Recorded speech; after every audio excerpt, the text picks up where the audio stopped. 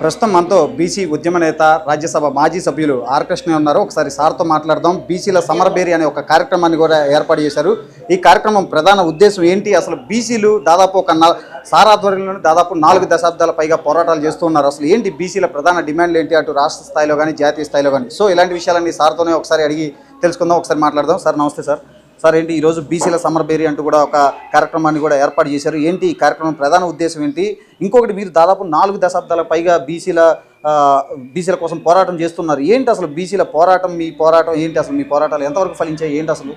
అంటే బీసీలకు ఈ సమాజం లోపల ఏ రంగంలో కూడా న్యాయం జరగలేదు. విద్య, ఉద్యోగ, ఆర్థిక, రాజకీయ రంగాల్లో. అయితే ఈ కులాల డెవలప్మెంట్ కావాలంటే ఫస్ట్ విద్య కావాలి. విద్య కోసం కొట్లాడిన మొదటి దశలో కొట్లాడి దేశంలో ఎక్కడ లేని విధంగా 6,000 హాస్టళ్ళు, 2 రాష్ట్రాల్లో కలిసి 1,500 గురుకుల పాఠశాలలు, fee reimbursement scheme, scholarship scheme, చాలా స్కీమ్లని కూడా పెట్టిస్తే ఈరోజు బీసీలు ముఖ్యమంత్రులు ఉన్న రాష్ట్రాల్లో కూడా ఈ స్కీములు లేవు. ఆ విధంగా ఈ కులాల యొక్క అభివృద్ధికి పునాదులు వేసాం. చదువు ద్వారానే ఈ కులాలు డెవలప్ అవుతాయి. మొదటి దశ. రెండవ దశలో ఉద్యోగాలలో వాటా కావాలి. మొత్తం ఉద్యోగాలంతా బీసీలో ఒక 5% కూడా లేకుండా ఈరోజు 60% పోయారు.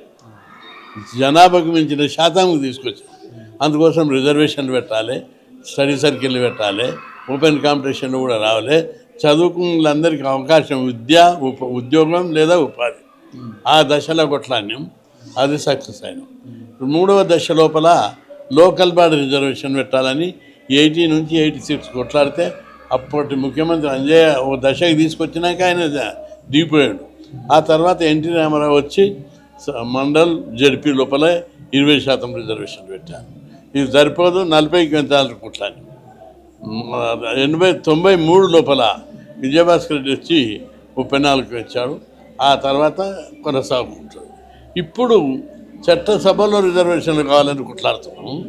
ఇక్కడ మన రాష్ట్రంలో ఉన్న స్కీమ్లను ఇతర రాష్ట్రాల్లో లేవు. ఉత్తరప్రదేశ్, బీహార్, కర్ణాటక, తమిళనాడులో ఇంత పెద్ద ఎత్తున చదువుకునే అవకాశం అక్కడ లేదు. స్కాలర్షిప్లు రావు, ఫీజు రియంబర్స్మెంట్ లేదు, గురుకులాలు లేవు, హాస్టల్ లేవు. ఈ విధంగా ఈ కులాలకు అన్యాయం జరుగుతుంది. దేశమంతా పెట్టాలని చెప్పి ఇప్పుడు పోరాడుతున్నాం. చట్టసభల్లో రాజకీయంగా అన్యాయం జరుగుతుంది బీసీలకు అంటున్నారు కదా, ఎందుకు మరి బీసీలకి చట్టసభల్లో అంతమంది జనాభా ఉన్నా కానీ వాళ్ళకి అంత తగిన ప్రాధాన్యత ఇవ్వట్లేదు అంటారు? మనం ఇక్కడ ప్రధానంగా చూస్తే జాతీయ స్థాయిలో కూడా ప్రధానిగా ఒక ఓబీసీ నేతే ఉన్నారు, నరేంద్ర మోడీ. బీసీలను రాజకీయ పార్టీలన్నీ అగ్రకులాల చేతుల్లో ఉన్నాయి. అధికారం వాళ్ళ చేతులు ఉంది, డబ్బు వాళ్ళ చేతులు ఉంది, పార్టీలు వాళ్ళ చేతులు ఉన్నాయి. దాని మూలంగా ఏమైందంటే పార్టీ టికెట్ వాళ్ళకి ఇచ్చుకుంటారు, డబ్బులు ఖర్చు పెట్టుకునే స్తోమత వాళ్ళకే ఉంది. దీంతో రాజ్యాధికారాన్ని 76 ఏళ్ళుగా వాళ్ళే కొట్టేస్తున్నారు. అందుకే మేమేమంటున్నాం, చట్టసభల్లో బీసీలకు 50% రిజర్వేషన్లు పెట్టాలి. అప్పుడు బీసీల మధ్యనే పంచాయతీ అవుతుంది. ఏ పార్టీ ఇచ్చినా బీసీలకే ఇవ్వాలి. అందుకోసం చట్టసభలో రిజర్వేషన్లు పెట్టాలనేది ఇప్పుడు ప్రధానమైన ఎజెండా. ఆ ఎజెండాతోటే పోరాటం చేస్తుంది. సార్, అయితే జాతీయ స్థాయిలో కూడా కులగణన చేపట్టాలని చెప్పి రాహుల్ గాంధీ కూడా అనేక వేదికల్లో అనేక సందర్భాల్లో చెప్పిన పరిస్థితి అయితే ఉంది. అందుకు అనుగుణంగానే ఇప్పుడు తెలంగాణలో కులగణన అయితే చేపడుతున్నారు. సో ఈ కులగణన ద్వారా నిజంగా బీసీల లెక్కలు బయటకు వస్తాయి, అప్పుడు బీసీలకు అంటే అన్ని ఫలాలు దక్కుతాయి, అన్ని హక్కులు వస్తాయని చెప్పి కూడా చెప్తున్నారు. నిజంగా ఈ కులగణన ద్వారా బయటకు వస్తాయి అంటారా? అంటే జాతీయ స్థాయిలో జనగణనలో కులగణన చేయాలని 2010లో కూడా పోరాడినాం.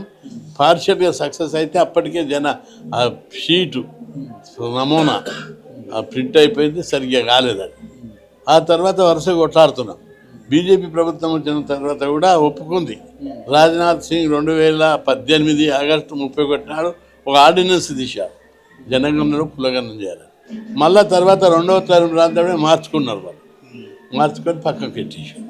ఇప్పుడు నేను దాన్ని సుప్రీంకోర్టు కేసు చేస్తాను, జనగణనలో కులగణన చేయాలని. అందుకే సుప్రీంకోర్టులో నడుస్తుంది. అన్ని పార్టీలు కూడా ఈరోజు కులగణన చేయాలని కేంద్రం మీద ఒత్తిడి తెస్తున్నారు. తప్పనిసరి చేయాలి. చేయకపోతే మాత్రం ఈ ఉద్యమం కొనసాగుతుంది. ఒకవైపు న్యాయ పోరాటం, ఒకవైపు వీధి పోరాటం, ప్రజలను చైతన్యం చేసే విధంగా తీసుకుంటాం. జనగణనలో కులగణన చేస్తే ఏ కులం ఎంత ఉంది, వాళ్ళు ఎట్లా వెనుకబడి ఉన్నారు, ఓ ఎక్స్రే లేక బయటకు వచ్చేస్తుంది.